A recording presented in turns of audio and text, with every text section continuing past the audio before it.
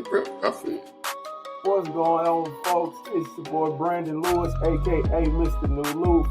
1/3 of Three Black Dads podcast. Fellas, introduce yourself, man. Yo, what it do? It's Chuck. Back once again. 1/3 of Three Black Dads, kicking it with my dogs. And of course, it's LB, better known as Matt. You know what I'm talking about? Last but not least, dig what I'm saying? If it's get real active today, it's a conversation. You know, what's up with y'all? Check me out, LB903 King on TikTok. What's happening, fellas? What's going on? Let's go ahead and jump off in this mix, you know what I'm saying? Talk about what y'all want to talk about first, man. We usually talk about a couple of different things. What y'all want to hit on first? We talk about the Longhorns. Yeah, man. I'm disappointed by that. I was hurt. It was a good game, and I was hurt. I felt like that last drive, when they did make it down in the goal line, I just didn't like those first 4 play calls, especially, you know, you do, and I don't know if it was just the options the quarterback seen or he went through his progression, but you know what I'm saying, the swing to the tailback, I didn't like that. That thing went to the flats twice. And then, you know, you threw one in the back of the end zone. It was out of reach of one of your main receivers. And then you try to throw a jump ball in the corner to your receiver. I just didn't like the play call. I did. I understand you don't have any timeouts, but I just didn't like the play call. I felt like they should have been a little more aggressive as far as vertically, as far as what they did, instead of trying to, you know, beat Washington in the flat. They weren't supposed to get that, in my opinion. Well, but overall, it was a great game by Washington. They quarterback, what's his name? How you pronounce his last name? Michael Penix. Michael Penix. Man, listen to me. He's the truth. He is the absolute truth. You know, I haven't watched too many games of him this year. What I have seen, he's always displayed great ability. In that game last night, for him just, you know, just to be comfortable in the pocket and delivering darts like it reminded me of Vic. To be, let's keep it a buck. I seen Michael Vick in his throwing mechanics and just flick of the wrist and it go.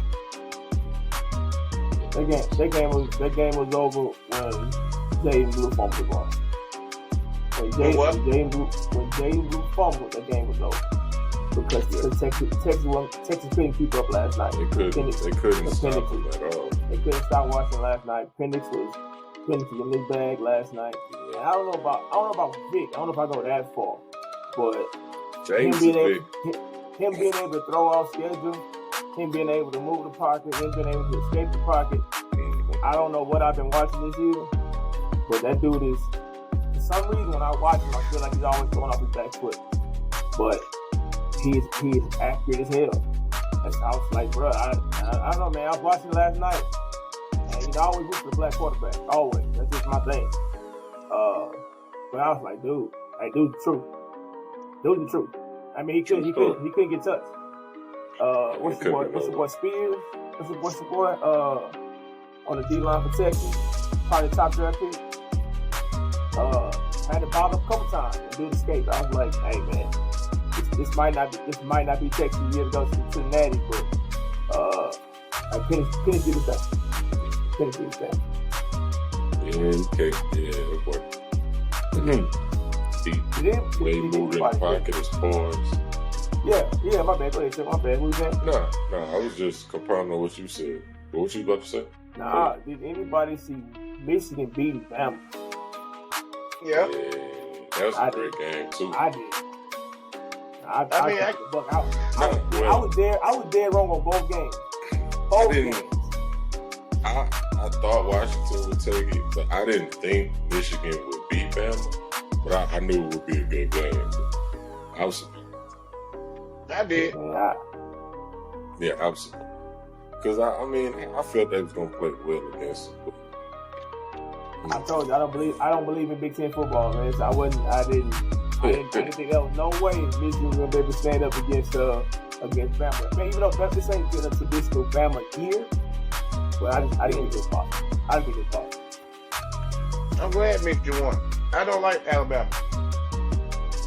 Why? I don't like Alabama. Good time, man. I don't. I'm not glad the Tide didn't roll. I'm with you. I agree with you. I'm not a huge Bama fan either. But history tells us that when it comes to the playoffs, Bama is hard to beat. But I don't know, man. I don't know. I ain't see Michigan taking it. That's what I'm saying. I can't call it. Like I refuse to call it national championship because I've been wrong. Washington got that. I've been wrong. So you telling me they got one take to stop Blake Corum? You think so? I don't know, bro. I don't know. That's what I'm saying. I think they can contain it. Who? I can't call it that. Sorry, but Blake Corum, the running back from Michigan. Oh yeah, I mean, but this is my thing. I think they can because Washington proved that they can win in the trenches. Their defensive line is legit. I mean, just almost like, Washington's offensive line. You want to know why, Penix, whatever his name is, was able to have the time he had in the pocket because of that offensive line. Everything started in the trenches. I told somebody yesterday, whoever wins the turnover battles in the trenches going to win that game. Bottom line, I knew what Texas defensive line brought to the table, and I knew what their offensive line brought to the table. That was the key. But Penix didn't have forever in the pocket. Like, he's a great mobile quarterback. He manipulated the pocket. He made a lot of throws on the run. He did make throws on the run, but that wasn't all him. That was that offensive line. You got to get that line credit.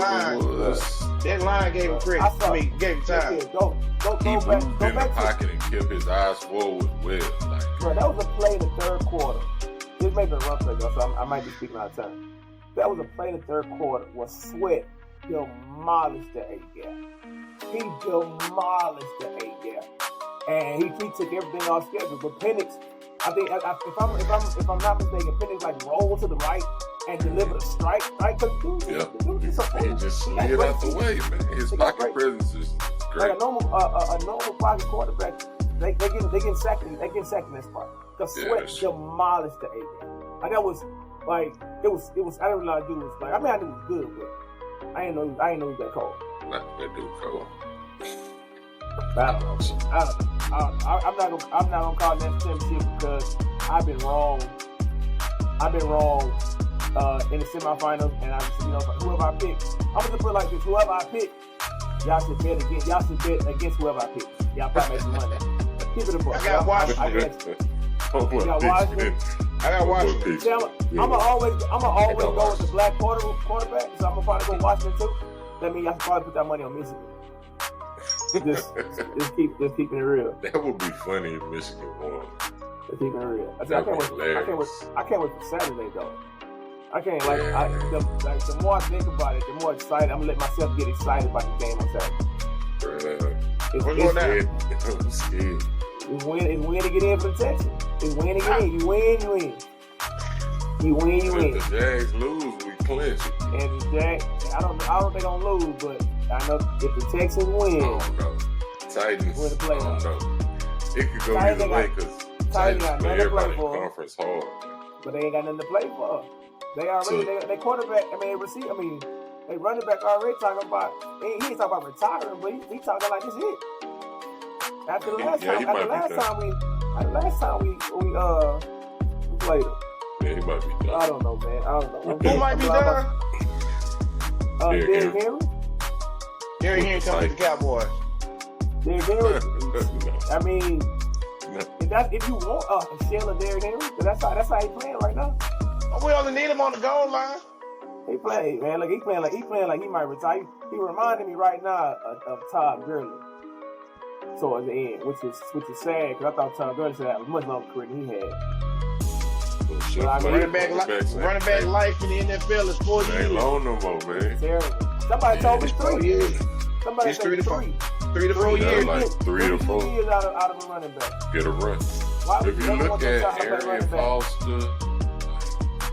Arian Foster, his run was like 4 or 5 years. 5 years, enough to get to a second contract. Yeah. That's what it is. If you get to a second contract as a running back, then you good. Why would you ever let your child play running back? Man, I play running back. But I'm just saying.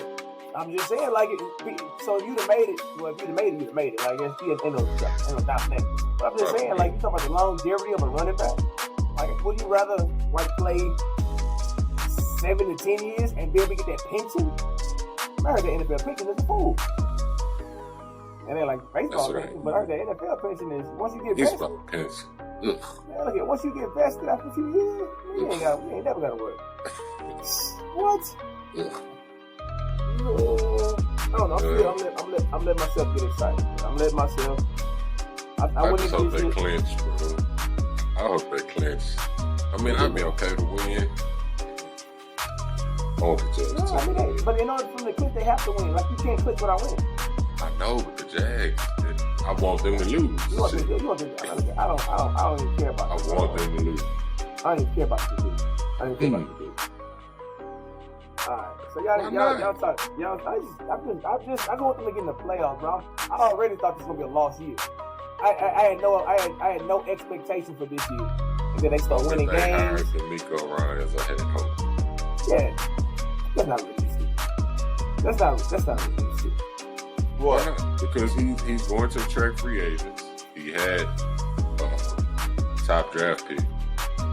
Why wouldn't he? Yeah, you can always whip on draft picks. That's why you got. It was a no-brainer. He wasn't. Because how many of us were talking about Bryce Young? How many of us was? There was a lot of people legitimately talking about. Was pulling the train for Bryce Young, and I'm one of them. I did not Bryce believe Young. Nah, I believe in CJ. But I remember you was big on Bryce Young, bro. I believe in CJ. I was big on CJ than Bryce Young. Hey, well, you one of the few. If that's true, you one of the few.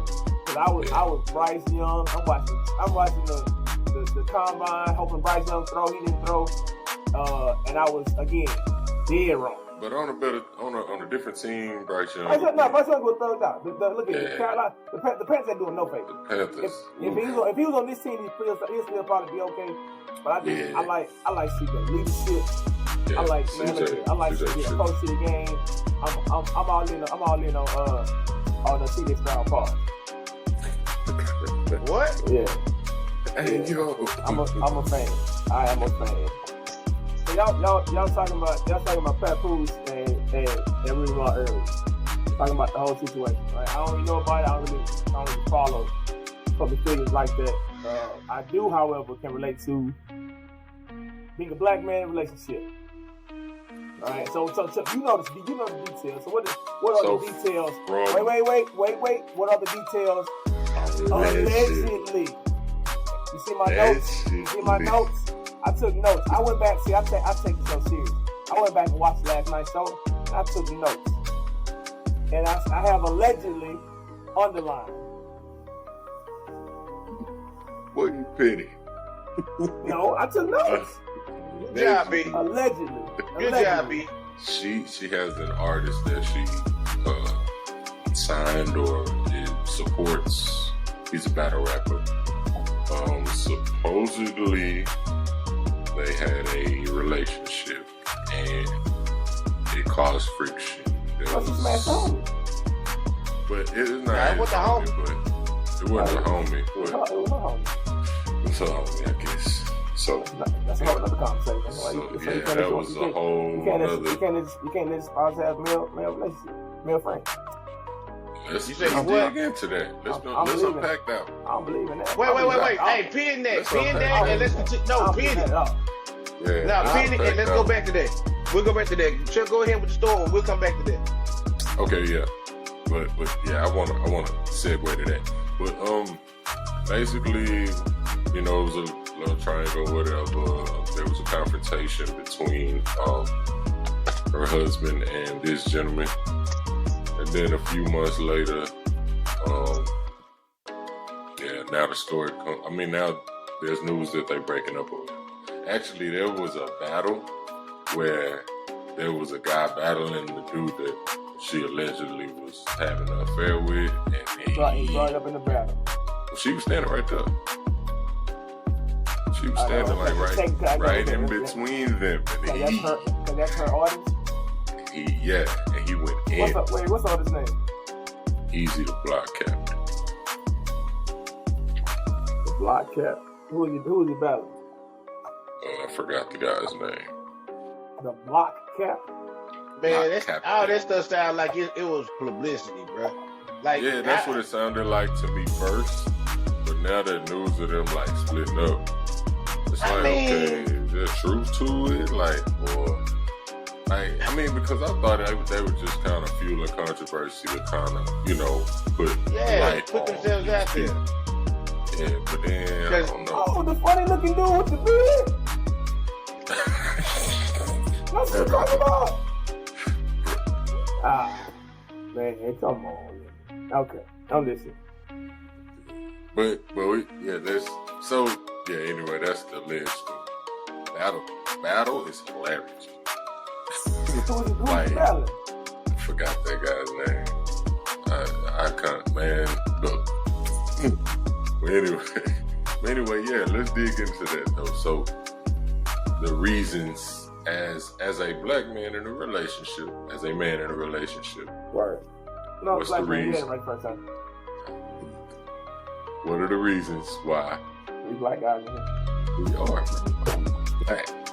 Blacker than, well, maybe not. But nigga, what is the reason you feel like your woman should have? Are we going there first? I thought we were talking about the papoose thing. I think it's too much. I think it's too much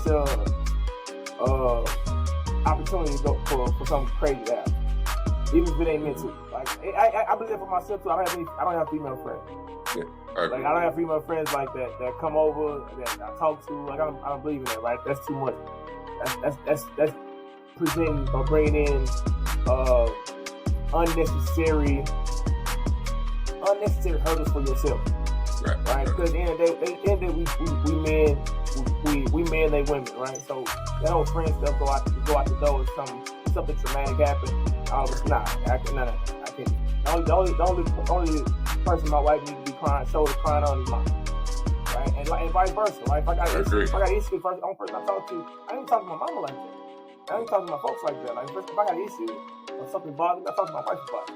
Yeah, I believe that's how it's supposed to be. In order to maintain a healthy monogamous relationship. Now, if you don't mind being on the streets, you do what you do. But I don't like the idea of cheating or being cheated on. So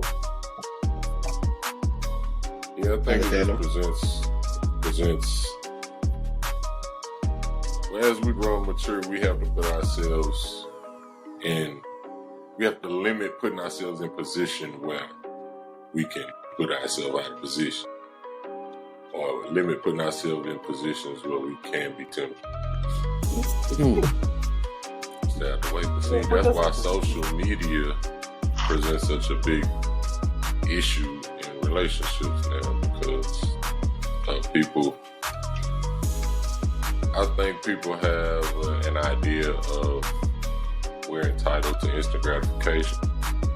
So like, wherever we can get validation quickly, that's what we gravitate towards as a society. Yeah, I think that's not a bad way to put it. I think about all my past female friend relationships. Just think about all the ones you had. You ain't got to snitch on yourself. You ain't got to just think about all the female friends that you had in the past, right? And think about the time that there was legitimate sexual energy between you two, like just even as friends. And think about the ones that you actually smashed, right? They were friends. Like I've had female friends that I have smashed. As a matter of fact, most of my female friends I've smashed. But of course, we talk about. I can't say the same, bro. We talk about. That's why I said me. I'm not talking about you. I'm talking about me. I'm just saying think about your female friends in the past. How you handled it is different, right? But most of my before I got married, most of my quote unquote female friends, we had at least one night where we smacked. At least one night. Yeah. I mean, I can understand that, but a lot of my female, if I put you in the friend category, that's where you stand. Like, I mean, that's kind of just what it is. I mean, and I've had some female friends to where they look good. They look damn good, you know. But at the same time, it's almost like I got to match energy with you, you know, because I was always taught everything that glitters ain't gold. So you know, I mean, you know, I've never been. If I took interest in you, you knew. You know what I'm saying? At some point in time, you knew.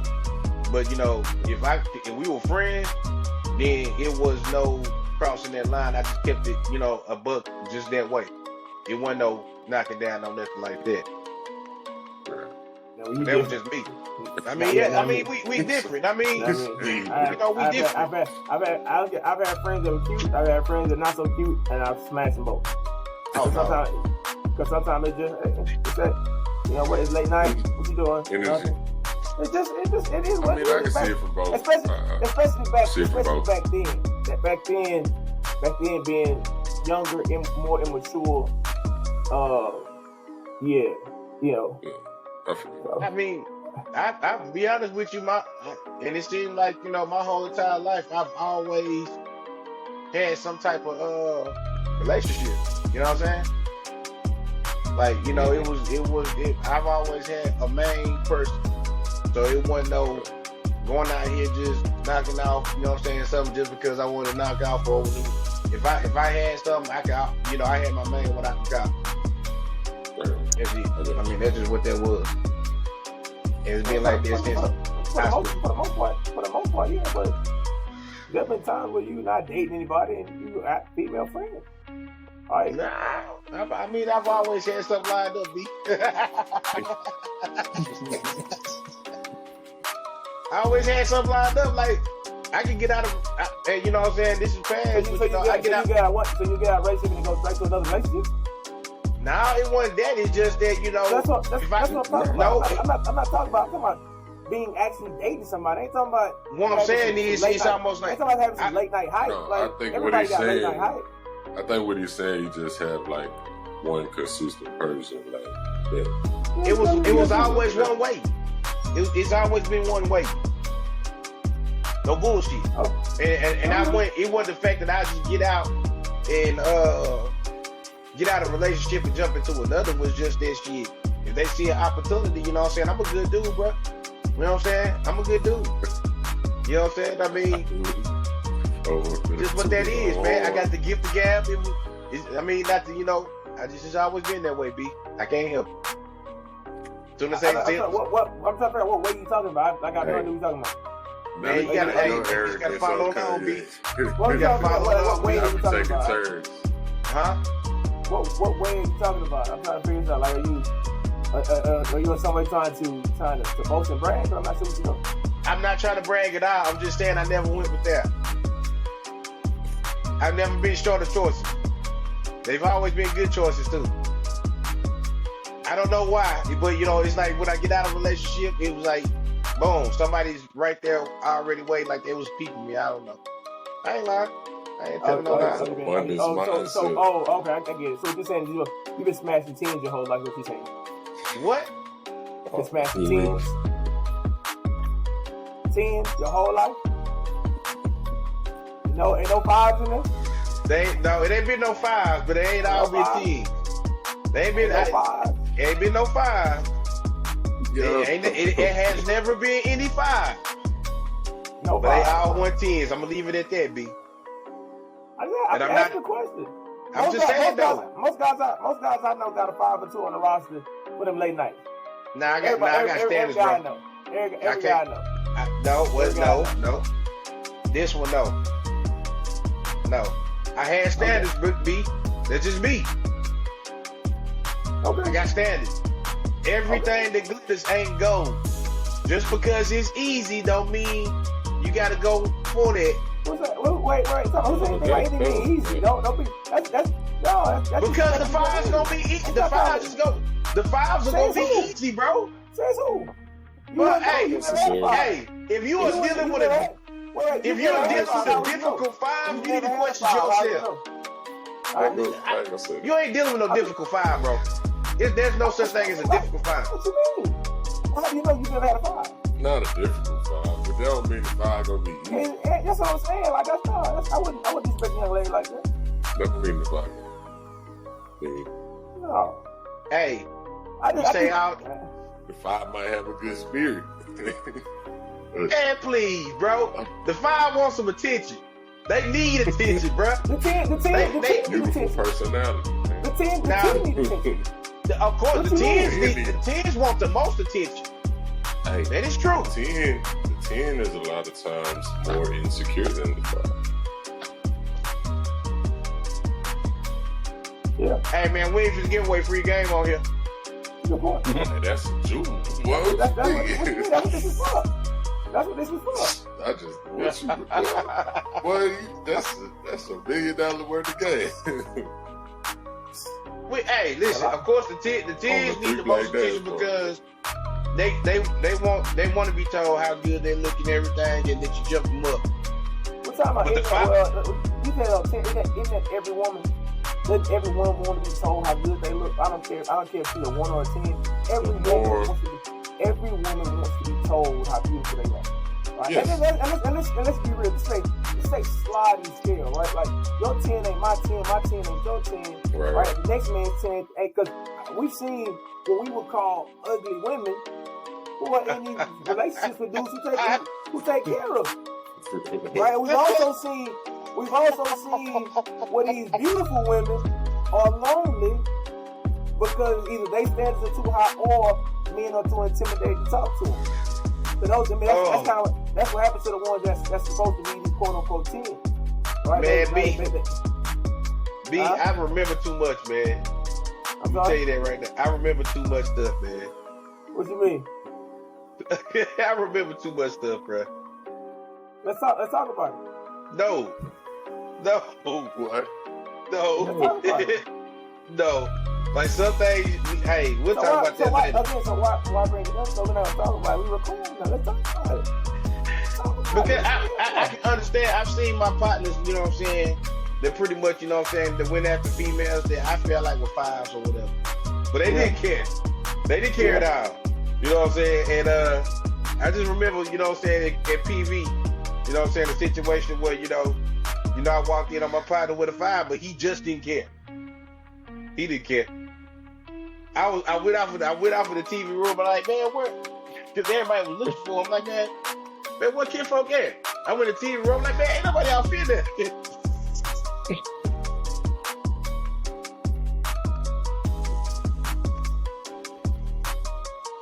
Why you telling the story like it was so painful?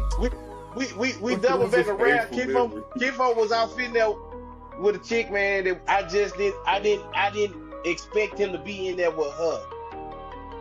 I understood it, but I didn't understand it. But my guy just didn't care. My guy just wanted to get active. But that's different strokes for different folks. Right. That's you put your expectations on somebody else, though. What? That's you put your expectations on somebody else. You right. Like that's what I'm saying. Like if it worked for that person, who cares? I know. Yeah, I've seen that in quite a different. I've seen, you know what I'm saying. I know quite a few parties, you know what I'm saying, that did stuff like that. And hey, listen to me. I understand I got my standards and I got my scales, but I know some of them females was 5 and below, and I ain't talking about the stuff. But again, all right, cool, that's cool. But what makes you the person to go to the judge that woman on that scale, right? Because if it ain't you, it don't matter. Man, it's because when you see that female and you in elementary and you kind of know what she gonna do later on in life, you know. I don't. Yeah, you do. Like you know that, you know, pretty much. When you see that female in elementary, you know what she gonna do later on in life. I'm not saying what you're saying. Ain't nobody gonna date her, bro. Ain't nobody gonna date her like that, man. Ain't nobody gonna date her like that. And it's just because, you know, she just, you know, you could just tell that. So you saying a woman's future is defined in elementary school? In her what? Her future is defined in elementary school? Man, some of these kids, like, you can kind of tell how they're gonna be later on. It's shown early.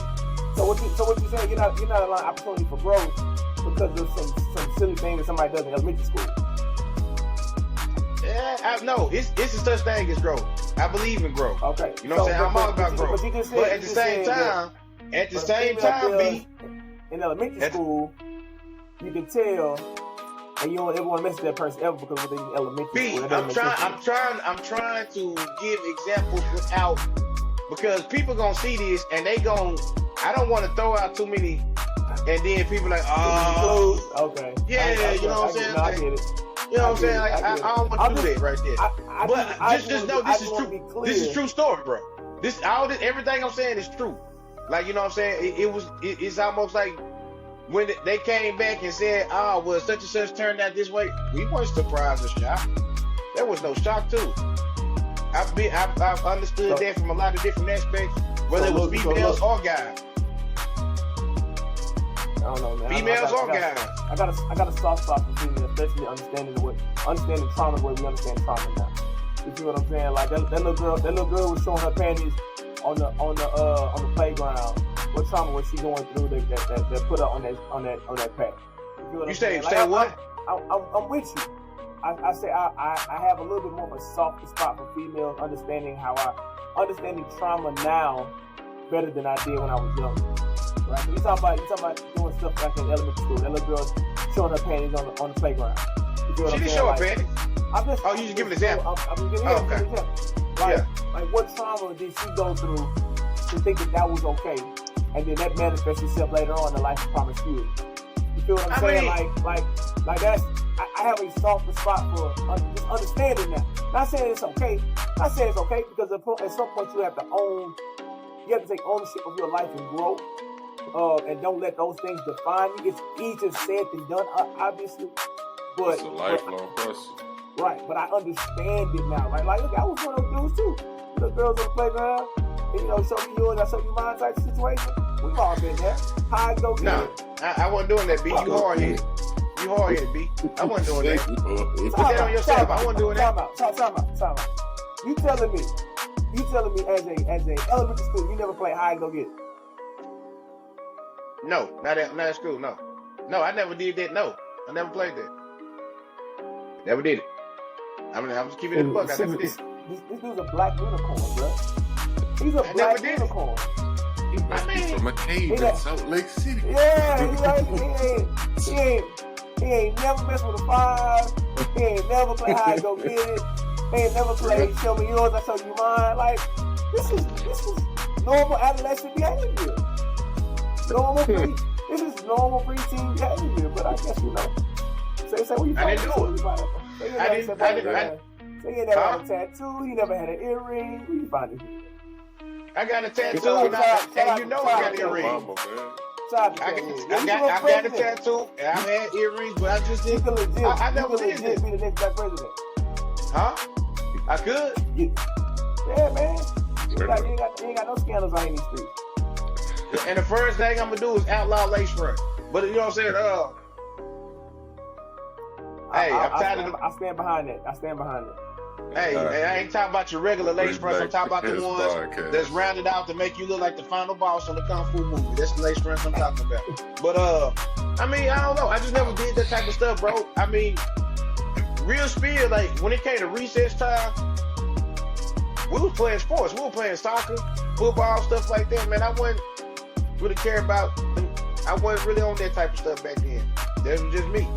Now, when I got to middle school and stuff like that, of course, you're going to take interest into other girls and stuff like that. But, I mean, I didn't jump on that bandwagon a little bit to, trying to actually shoot my shot a little bit later down the line. I wasn't trying no stuff like that. I know. Because, listen, I was raised in the city where we had no family. So, my T. Jones wasn't really trusting like that to, have us socialize with a lot of people. Because he felt like, being an adult, a lot of those people in that small town was messy. You know what I'm saying? I mean, she had her reasons for it, or her experiences behind it, and she pretty much kept us away from a lot of different things. But once I, started getting out there a little bit more, then, that's when I started, jumping on, and talking to different females, and I had my whole pick. She gave me game from a woman's perspective. She showed me as far as, you know what I'm saying, how women act, you know what I'm saying, what they expect, what to look for. So, you know, with that, when it came down to it, I knew how to choose the women that I wanted. So, you know, me choosing the 5, I knew I didn't have to settle for no 5. I wasn't no bad looking guy. I know that I didn't have to go down and knock down anything because everything that glittered wasn't gold. So I was choosy, like the Isley brothers. That's just what that was. I guess, man. I mean, yeah, it sounds good. But to go back to it though, I'm just saying though, like, man, you know, you talking about everybody that, like, you been around and seen some females to where you just know, hey man, like, she probably gonna end up liking other girls and stuff like that. And I don't want to dive into that topic, bro, but it's almost like the way they acted, the way they conducted themselves, the things they do, you kind of seen it without judging. Like, you weren't judging them and saying that's what they were, but when they did decide to step out, and there ain't nothing wrong with it, whatever they choose to do is just on them. It ain't got nothing to do with me. But, you know, but in that judging, you kind of seen that. In that judging, that's I mean, that's not me judging because it's not judging. It's a perception. It's your own perspective. If I see that and I think, okay, well, that person I think that person might end up floating down that way, and they end up, that's not judging. I was right. Because that's what they show. B, if I get out here and if I'm angry all the time and stuff like that, you really gonna think, oh man, you know, B really a nice guy and stuff, but I'm out here slapping everybody to sleep. Well, all I'm saying, but what I'm saying, I mean, you're still judging that person. The judge is just the forming opinion. You're forming an opinion or drawing a conclusion based on information that you have. It might. So here's the issue though. The information you have might not be all the info. So a lot of times we're judging folks. You can be judging this person basically being angry. You can be judging them based on how they carry themselves around the other sex, the opposite sex. But we're judging based on opinions or based on information that we have. We just always don't have all the information. That's all I'm saying. So and that's what I gotta have judging you. But I gotta have pretty good judgment because I was right. I should be a judge. What makes you right though? Right? Because it can't be. It can't be fruition. You're talking on the surface though, right? Like I can't dive into it, B, because these are real people. You dig what I'm saying? I'm not saying dive into that person specifically. I'm talking about in general. When we judge people in general, right? Yeah, I mean, I guess you can be right or wrong based on, you know, what you think about that person, I guess. But I don't know, man. I don't know, man. I think you can form a perception about a person, but that don't necessarily mean they judge them exactly for what they do or judge them. I mean, you're still judging them, but you're not judging them in a malicious way. Like, judging them is pretty much. Go ahead, Chuck. Putting down what they doing or projecting your negative or what they will perceive as your negative opinion onto them about whatever it is. I think we do that way too often. I think we form an opinion about somebody and then we project what we think they should be on them. Yeah, we do that all the time. We do that with strangers. We do that with willing to know. Yeah. Like, we have no idea their story, and we say, well, they should be like this, or they should be like that. Like, well, yeah, I mean, yeah, in a sense, and I mean, it could be the simple fact you can see. I don't think it's necessarily a judgmental state all the time, because judging is pretty much saying that's what they are. Versus when you form a perspective, you thinking that could be a possibility. You know what I'm saying? Judging is just forming an opinion. I guess I'm not saying it's wrong to judge. Like, you have to, like, in order for us to make decisions, you have to rightly judge certain things. Right? In order to stay away from people you probably shouldn't be around, or have your kids around people they probably shouldn't be around. You have to judge right. So judging is just forming an opinion based on the information. So I guess my point is, I'm talking about the information that you have. Like, when we make these judgments, we got to make sure we got the right information before we make these judgments about people. Right? And I think with that, be, you know what I'm saying, when you say judging, you know what I'm saying, you form an opinion and you're pretty much saying that's what that is. Versus having a perspective, you're forming an opinion, but you don't know if that's what that is. It's a difference to it. I think judgment is just taking a step further and saying that situation is what it is, and I stay clear of it. That's almost like y'all. If I pass judgment on y'all when I first met y'all, then guess what? You know, we probably wouldn't be at this point right now having this podcast. But I had a perspective. I had a perspective with just doing music. Y'all both was in sports. BU was in sports. You know, we played video games. Y'all both was funny.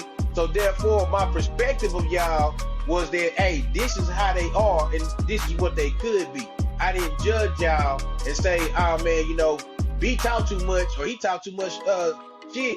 I can't fool with him. You know what I'm saying? Or Chuck, he don't like to talk that much. You know what I'm saying? He act like he better than anybody.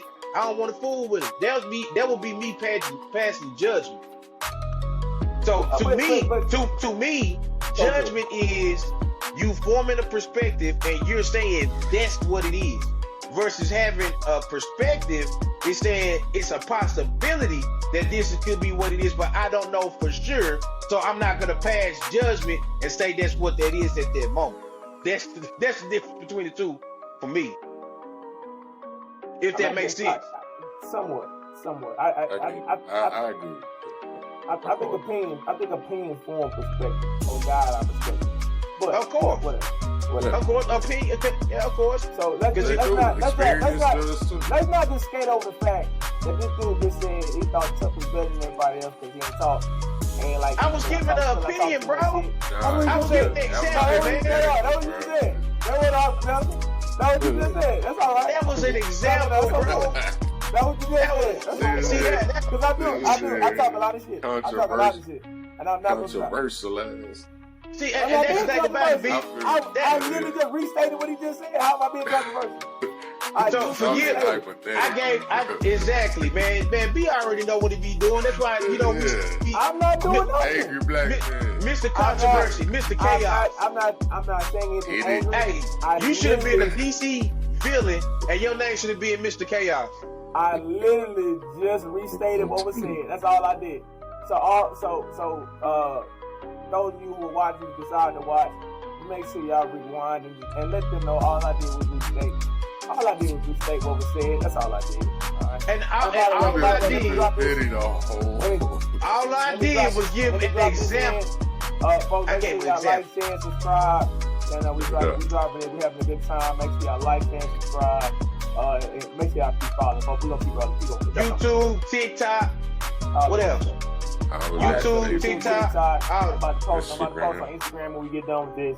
But we're not done yet. We still got a little bit more time. So you know, but I mean, you know, to go back to what we was originally talking about, we was talking about fives and everything. Of course, I got off in there and I said that, you know, some females, you kind of tell what they was going to do would be a little bit, and I guess you can say that was me passing judgment based off the information I was seeing.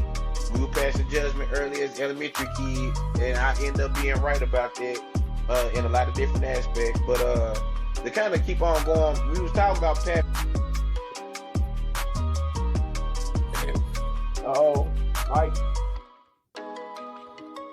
Can you hear me? B, hey, hold on, go back. You blanked out. Yeah, I know. I was just about to, because I got a phone call that came through and everything, and it was, you know, black people, we don't answer phone numbers we don't know. Like, that's been going straight to voicemail. I think that's a tradition amongst everybody. It's an unspoken tradition, but we don't answer unknown numbers. But you know, we were talking about Remy Ma and Pat Poose and how pretty much she cheated on my guy after he held her down for 16 years of her being locked up in prison, and then she cheated on him. It don't matter who she cheated on him with or what his name was and everything. It seemed like it was corny to me, or like it was for like some type of publicity. They needed some type of attention on their career, so they decided to put that in the spotlight. That's just my opinion, allegedly. But you know, I just feel like that whole situation, man. And we talked about as far as relationships in an earlier episode about females acting more like dudes now. Like it's the trend. Like I hope that women leave that ratchetness in 2023, as well as the fellas. Like we got to grow up at some point as men and women and do better and see better and understand. Like ain't nothing out here besides controversy, STDs, and all other type of stuff, man. So you know, with that being said, Remy Ma cheated on us. The same thing, though? Huh? women acting like dudes and ratchetness, or is that the same thing? No. Because I think. Go ahead. I don't think so. When you see women acting like dudes, what do you mean? Like what is these specific image? Yeah, that match, like, you know what I'm saying? Like, I don't need no dudes for nothing and everything, or the whole idea of I'm gonna go out here, which we already talked about that. Women cheat. They've been cheating since the beginning of time. It's just becoming more evident because of the internet and TV shows and music.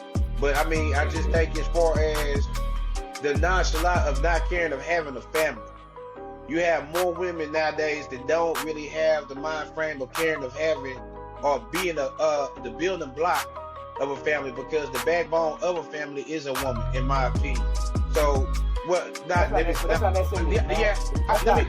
backtrack up that one. In a sense, it is. It is, man, because they not trying to be the family anymore. You can't have a household without the woman. Yeah, there's this. Go ahead, Chuck. I get that part. I'm saying I don't think the problem is the quote unquote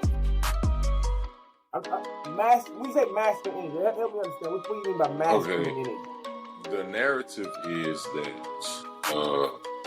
men aren't being men, so women have to be men. Okay. That's the narrative that's being pushed. Basically, that men not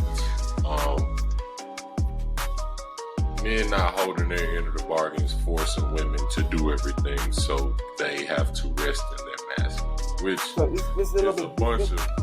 This is a deeper conversation. What is that? What is the man's bargain? Like, what is that end of the bargain that we need to hold up to prevent women from having to protection and being the provider? Protection, provision, which guidance. Guidance, and but see, the thing is, I don't think it's that most men are not willing to provide these things. I just think that men aren't willing to provide these things if they don't feel like they're getting a return in investment. And what I think, on the same token, like, women feel the same way. They don't feel like they can give submission, or they can follow the leadership of a man if he's not meeting their expectations as a leader. Is it protection and provision if it's being provided but not being provided the way the woman wants? Because Cheesecake Factory is a provision. You're eating, you're going out. But if it's not what the woman wants, does that make it not provided? Is it not provision? Like, it is provided, because that's almost like you said a while ago, B. If you have an issue or anything like that, or any type of conversation, who you going to? You going to your wife. So it's that's the communication factor. Like, if she has certain standards, she should be setting that standards. It should be set in the beginning, or it should be understood in the beginning. It should be transparent. But now it's just so much stuff gets hidden in the beginning of the relationship, to where, you know, either the woman is asking too much, or the man is pretty much using her for too much, and it becomes a trust issue. You know what I'm saying? Because she wants the world, but he doesn't want to give her the world, because he don't know if he wants to settle down with her, and he want to have his, you know, other options. Versus her, she don't want to be a wife or give him everything if she doesn't think that he's going to guide her, protect her, or provide for her, or meet her standards and expectations. So it's almost like a give and take. We talked about this before. But, you know, the whole aspect, a lot of women are becoming more comfortable of, you know, not caring or being in a relationship with men to build for a family, or don't mind putting themselves out there as a certain type of way, or being easy, or in the aspect of sexuality, and or just wanting money. You know what I'm saying? I mean, it's almost like women are more so catering towards women. Yeah. To me, you know what I'm saying? Like, you know, if he can't do this, if he ain't doing that, then therefore I'm not worth. Like, their goal is not being a wife. Just like for so long, The goal for a man is not to be a husband. Like that whole American dream got lost in the 80s. To me. I disagree with that. Well, hear me out though. The reason why I say it got lost in the 80s is because that's when the drug epidemic really hit, and the government started breaking up our families and our household. You know what I'm saying? In the 70s, we had just got pretty much maybe, you know what I'm saying, a couple of decades of being, you know, having rights. You know what I'm saying? So now in the 80s, they gave us rights legally, but how do we still keep them in captive? Well, let's first break up their household by putting drugs in the community, and with that, we became dependent on entertainment. Entertainment started blowing up, drugs started blowing up, sexuality started blowing up, TV became more popular, MTV, all that type of stuff, it started becoming more popular, and now they painted us this vision of this is what we need to do. We need to go get money.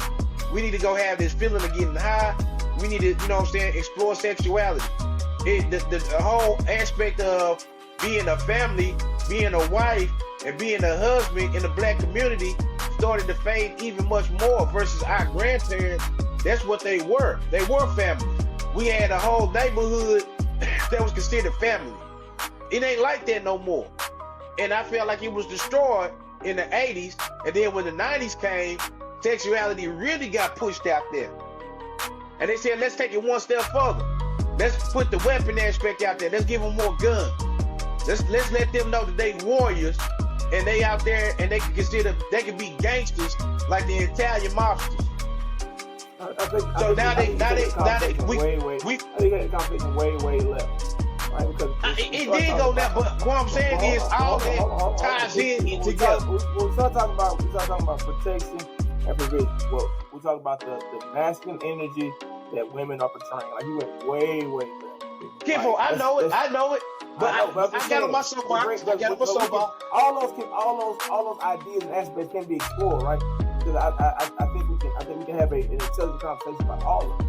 But if we go back to this idea of masculine energy, we said because women don't feel like they're getting protection or provision.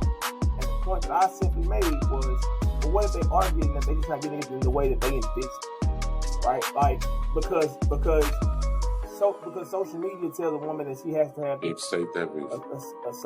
social media tells a woman that she has to be able to go to the Maldives every summer and party up. She should be able to do this and do that, right? And the man should provide that, right? Like we've seen countless examples on TikTok, Instagram, all these same socials that we like to frequent and put our podcast on. We've seen examples where, I remember one specifically where a guy took his girl out for her birthday dinner. She invited all 15 of her friends and was upset with my guy when he decided to pay for him and his girl. And because he didn't pay for all 15 of her friends at an expensive restaurant too. This wasn't no Chili's. It was an expensive restaurant. He was all kind of broke this and broke that, and I would have been broke. Yeah, I would have been broke. I mean, every day they say. That's what I'm saying, right? So my man was providing provision. Matter of fact, taking this woman out on a nice expensive dinner, taking care of her. But the expectation was, he has to take care of. It's entitlement. That's the perfect word. So it's this idea of entitlement, right? Like that's what we are. Not we. I'm married. I'm good. I'm off smart. But that's what a lot of young cats are dealing with. They're dealing with the expectation of social media, and looking at she got this for her birthday. Why my man can't get this for me? Like it's a ridiculous, unreal expectation. Last year trip on the Cheesecake Factory. Like Cheesecake Factory food sucks. Let's keep it a buck. It's not very good. I don't like it. The cheesecake is amazing. The cheesecake is amazing. The food is, bro. It's like a menu. It's like reading War and Peace is so big. It's like you can't find that good. But the atmosphere is cool. The drinks are alright. The cheesecake is really good, right? So my thing is, for a date type situation, why would that be a bad first date? Like, I don't understand. Like going to a bar, sitting at a bar, getting to know a person, sitting across from a woman, getting to know her. Why is that a bad first date? because the expectation that women have put on men has gotten ridiculous. That's the reason why before you take them on, just go out and take them on a serious day, man. Y'all should be able to go out and chill, and the first thing you do is hit a Wendy's or McDonald's up. If she has like, but listen to me, that was one place on the list. On the list. Go back on the list. The list open. If she got a problem with the 4 for 4 and then therefore she above herself. That's my opinion. Like you can never be too good for. You can never be too good as far as saving your money. You know what I'm saying? Like if she got a problem with you, you know what I'm saying, going the option of wanting the same money in the aspect, then she gonna want to spend all your money. So I'm gonna tell you how I know I had a winner. This is a long time ago. I'm gonna tell you how I knew I had a winner. Right? Here we go. We got together early in the game. Right? We was broke. We ain't had no bread. But me, kind of being the alpha dude, and I want to make sure that she had everything. Right? I was like, she ain't gotta work. She ain't gotta do this. She ain't gotta do that. You know what I'm saying? We had this big giant ass wedding. We gonna go crazy. We gonna go nuts. And I remember, like while we playing, I'm stressing bad because I ain't got no money. I have no idea how this is gonna work. I'm not asking my parents. I'm not asking her parents for nothing. And I remember she came to me. She was like, "Let's just go to the courthouse. We don't need no big wedding." And I knew in her mind, I knew she wanted a big wedding. Like it's every little girl's dream that when she gets married to have a big wedding. And she pulled me aside. Whatever. I think we was living at the apartment. That was the apartment. Yeah, it was the apartment. First place to stay together. She pulled me aside. She said, "Look, let's just go to the courthouse. Let's pay that fee, and we'll do gotta do. If we gotta do a big wedding, like 5-year anniversary, 10-year anniversry, 15, that's fine. But let's just. I just want to marry you." I was like, "Hey, I was almost pushing tears, bro, because one, I felt like I failed because I couldn't provide what I know she wanted. Like, and like it would make me pump my chest out a little bit and say, you know what, y'all better give you this. But at the same time, it humbled me too, because it's like, man, this girl say all she want to do is marry me, bro. Like that humbled the hell out of me, because it was like, that's in that moment. Now we had our struggle. It ain't been all roses and sunshine ever since, right? It's been, we've been together 15, bro, about to be 16. Like, it ain't been all roses, but I knew in that moment I could take that girl to Wendy's and we could have a good time. That's why. We get the 4 for 4, maybe some my spicy nuggets. You hear me? This was important. This was important about what you said. See, a lot of women here, they have that fantasy of having a wedding, but it's face it. Yeah. They're just trying to plug somebody in. They're in love with love. They're in love with the idea of love. They are seeking out the fantasy, and they're just seeking out someone to help them fulfill the fantasy. They're marrying the lifestyle and not the person. That's why with what you said is important with your wife. She wanted to marry you no matter what the lifestyle circumstances, whatever. She chose you. The bond with you was more important than everything else. And I will continue. That's I would agree with that 100%, and I would throw this in there. That's another reason why we're able to get through a lot of this that we've been through. Because at the end of the day, I think because like she didn't marry the idea of being married. She married me. Right? So all the crazy stuff that we done been through that probably could have tore us apart, right? We found a way to get through it. Right? Like the health stuff, the other stuff that's, you know what I'm saying, I ain't gonna put out there. But with that being the foundation, it's like it makes it, I ain't gonna say make it easy to go through, because some of it ain't easy to go through. But it makes it knowing, look here, man, we, you know, these days you get on my nerves, these days I get on your nerves, these days we can't stand. So at the end of the day, there's only one person on the planet, and I'm okay with getting on my nerves like that. Like I told her last night, she's tougher than I could ever imagine being. Like I know some stuff my wife's been through just in the past 6 months, right? And so I know how tough she is. Like losing parents, losing siblings, like if you were close to, and my wife, she took it like a tent, bro. I'm talking about head up. Like of course she had her moments, but it was just like, well, I don't know personally if if I would have been able to deal with what she dealt with and with such grace, I'd have lost my. I ain't watching. I was keeping a buck 50. I'd have lost my mind on some of this stuff. I'd have straight up lost. But I sit there watching it. I say, man, I told her like, I got a winner, bro. That's how I talk to my wife. But you know, at the same time, I think with that, it was probably like, you know, for her to have a support system such as yourself. You know what I'm saying? It makes that a lot.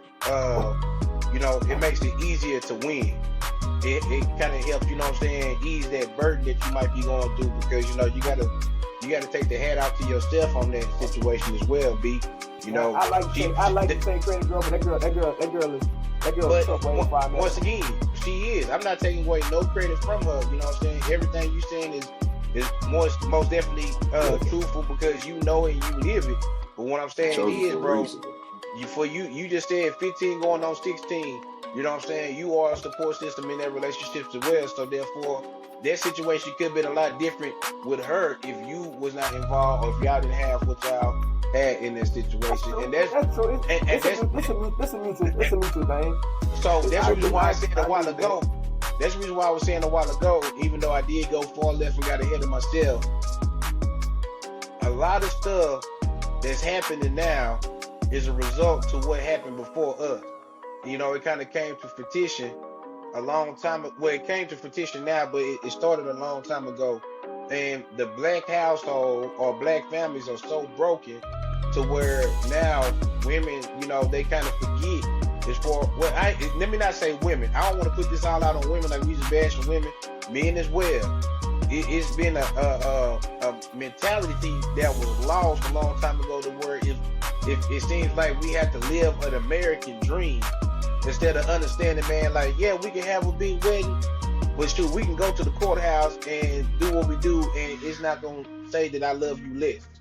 I don't have to spend $1 million on a wedding or spend all this money out on you to show you that I love you.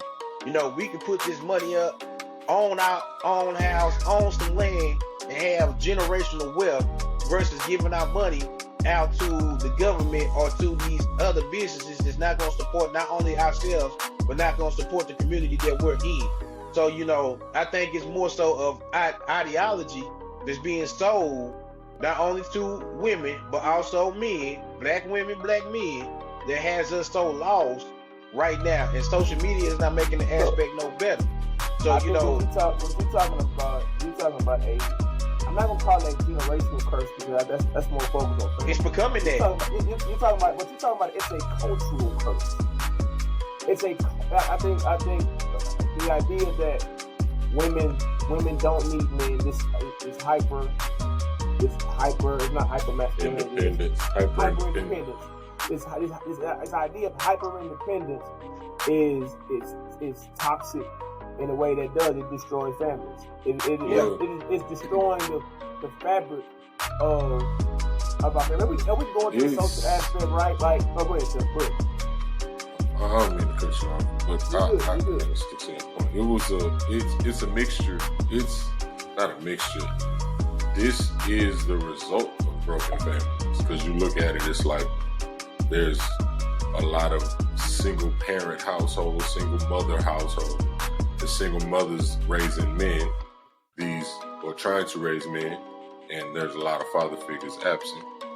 So, in the case of a single mother raising a boy, a lot of times he's going to be more emotional, he's going to be more angry. There's certain things that he's going to experience, and then in a single mother raising a daughter, the daughter isn't coming up seeing mom function in a household with a man. She's not growing up seeing how to deal with the man in a certain way. She's just growing up seeing someone being hyper independent on their own. That's in a lot of cases, and they don't know how to interact with the opposite sex in a way that's helpful. So how does that young boy growing up raised by his mom, or that young girl growing up raised by her mom, not having a male figure, but how does one fix that? How they become functioning adults in society? How do they break the curse? Well, they have to become comfortable with the trauma that came from that. I'm able to recognize it and become aware. I'm an example of that, bro. You know what I'm saying? Like I was raised in a household, a single parent household by my mother. You know what I'm saying? Of course, you know, my pops was there. Well, I was raised. Let's keep it a book. I was raised by my stepfather, but that is my father. You know what I'm saying? He's the reason why I'm into everything I am to this day. So I don't look at him as my stepfather. That is my father. But you know, being raised in a household by a single parent mother, that's the reason why I say, as far as, you know, knowing as far as what a woman needs or being there to support a woman and stuff, I understand that because I watched my mother do a lot of things by herself. Now, as in the aspect of a man, you know, I'm still thankful that my pops was there to be able to show me a lot of different things. Like, he showed me, you know what I'm saying, as far as no matter what, you got to take care of your responsibility as a man when it comes to your kids. You got to be there to support them, what they want to do. You know, you got to be able to have the uncomfortable conversations. You got to be willing to show them tough love. But at the same time, I had to form my own perspective or perception as far as how I wanted to lead my life. I had to look as far as their mistakes. I had to look at the mistakes of my biological father. I had to look at the mistakes my mother made. I had to look at a lot of mistakes that other people made and had to decide on my own what was right and wrong. Because we have free will. We know right from wrong. We old enough to know right from wrong. So therefore, if you know you get out there and you get in those streets and you make a family, but you out there cheating and stuff, you know what's going to come with it. You know you're going to be a part of the generational curse or the cultural curse that was right there before you. You know what I'm saying? You can either be a man that's going to be there for your kids and be solid for your kids, or you're going to be a man that's going to be pretty much what you was missing out on, or what you had when you was growing up. So I decided to be the father that no matter what, I was going to raise my kids. You know what I'm saying? I'm very much involved in all my kids' life. You know what I'm saying? They don't have to worry about, you know, as far as why I was never there. So I've already got that battle already won. You know what I'm saying? That was me breaking my generational curse. Despite. So it's an individual decision then. That's correct. In order to break that cultural curse or generational curse, it's up to every single individual to make the choice. So you know what? I know what that trauma did to me. And there is no way that I can inflict that on the next generation that I'm bringing into this world. Right? That's right. Because earlier you said, like, know what that trauma does. Exactly. You said earlier, like, you know, I must be a unicorn. The reason why I didn't go out there and I didn't, you know what I'm saying, shoot my shot at these feet. And I said I was picking you. That was a joke. Don't take too much pride in the black unicorn. But what I'm saying is, but it might have been a joke, B, but what I'm saying is the reason why I made those decisions, that's why. You know what I'm saying? You know, because like I told you in that conversation a while ago, my mama raised me different. She showed me a different aspect of that. So that's the reason why I end up doing what I do. You know what I'm saying? I became and I appreciate that. I won't cut you. I appreciate that. And I love your mom. Your mom is, I tell you, she makes the best cheese spaghetti I've ever had in my life. She don't like you. That's not true. But that's a and I don't want to go, because we got into that deep conversation. So I don't want to go back too far. I wrote some stuff that I want to talk about. But that was a fun aspect to hide and go get it, by the way. That was fun. Like, that's all I'm saying. Let's go. But we go, let's say, you said a minute ago, you talking about how your dad. You was hard-headed, B. That's all it was. You was hard-headed. I was, but that's also a part of figuring out. Let me say this though. That's a part of that is how I was able to get self-confidence so early in life, because I was able to figure out a lot of stuff about myself early in life, right? And so I became self-aware at an early age, like who I was at an early age, because of stuff like that. I mean, it's stupid, it's adolescent, it's juvenile, obviously, but I think, look here, we both know this person that I'm talking about now. We both know. Oh, y'all three know. I'm sorry. We all three know.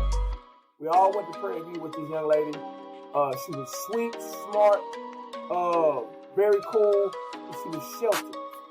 Right? And because she was sheltered, she made really, really bad decisions when she got at that age group.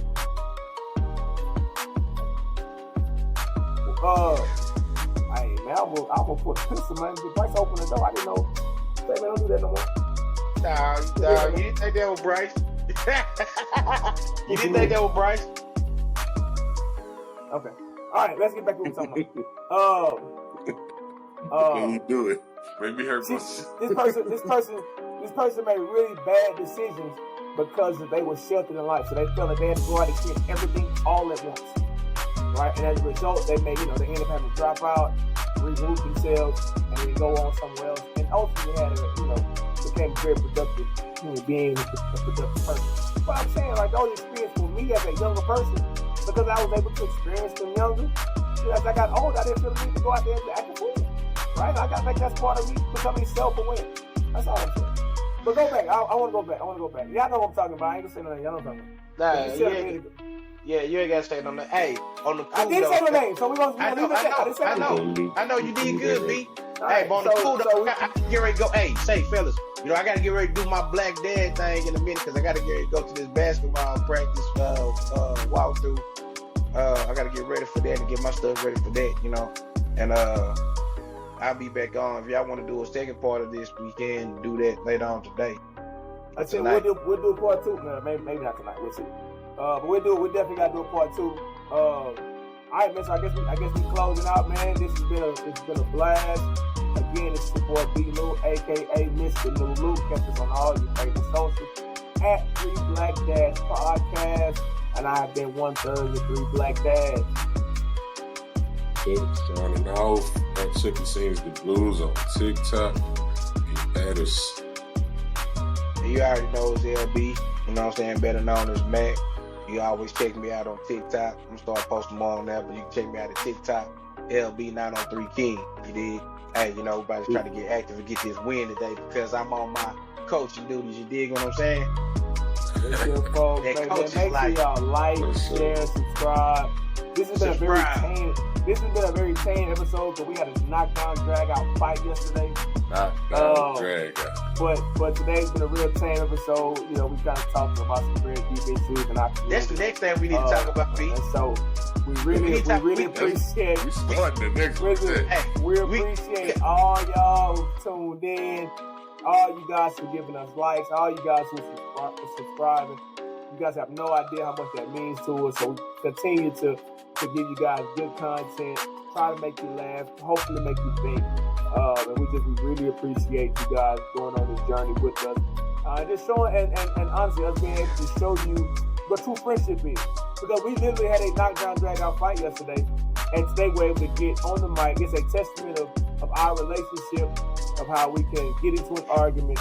It was very one-sided. It was very one-sided. B tried. He tried it. And still have a productive conversation. You see, he's trying to be rude. I'm very rude. He's trying to. I was on my scrap. You don't want no problems. This is what I do. Again, you don't want no problems with me. Don't forget to like, share, and subscribe, folks. Peace out. Hey, and be sure. Be sure to send mail, man. Shoot the email, send comment.